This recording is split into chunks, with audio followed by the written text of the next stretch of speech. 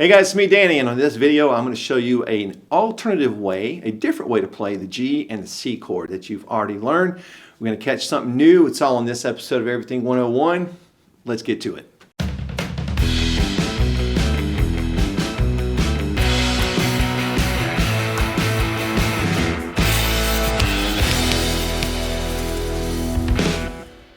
Hey guys, so in the first episode, in episode 1 of guitar lessons, I showed you how to play a G chord and a C chord. And back then I told you that that was one way to play it. And it is, because there are several ways to play G chords or C chords or any chord. There are a lot of frets on a guitar, so you can play different versions of those chords, and we call those inversions sometimes. And so I want to show you a different way to play the G chord and a different way to play the C. Okay, so here's what I showed you the first time. You'll notice that we have that third finger down right there. And I hope you've been practicing those. So that's one way to play it. Well, here's a different way to play it. First of all, we're going to take that third finger off. That note is going to be removed from the chord. But now, it's weird like this with our pinky and our third finger just hanging out there. So what we're going to do is just actually remove the pinky and put our third finger all the way down at the bottom on that very, very bottom string, the highest sounding string. So now we only have 3 fingers in this G chord, so it's going to sound like this. Gives it a slightly different sound because we were playing this note. Now we're playing this note open because we don't have any finger pushing down that third fret right there. So that brings in a B note, and that just gives it slightly different sound. So you got this, the first way, and this one. They really sound almost the same. They're just slightly different. So that is a standard way of playing a G chord. Now, the other one I showed you, the C chord, was like this. So what we're going to do is completely switch our fingers around.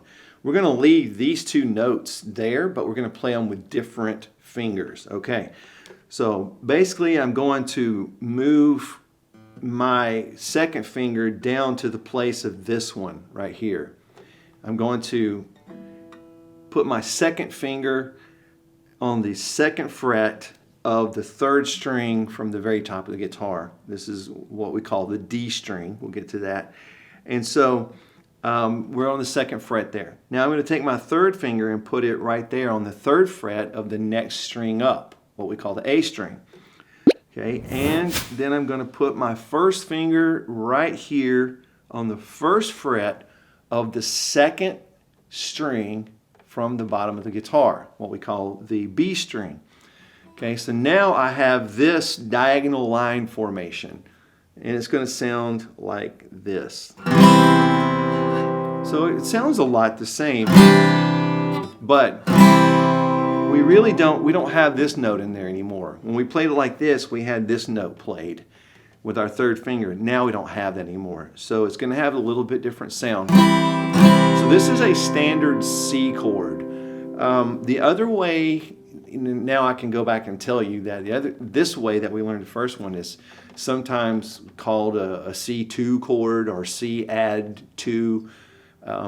So it's not a straightforward C chord, all right, but it's one way to play a C. So this is the straightforward standard C chord. Okay, so now what you want to do is, as you're practicing and strumming, go from the G up to this C.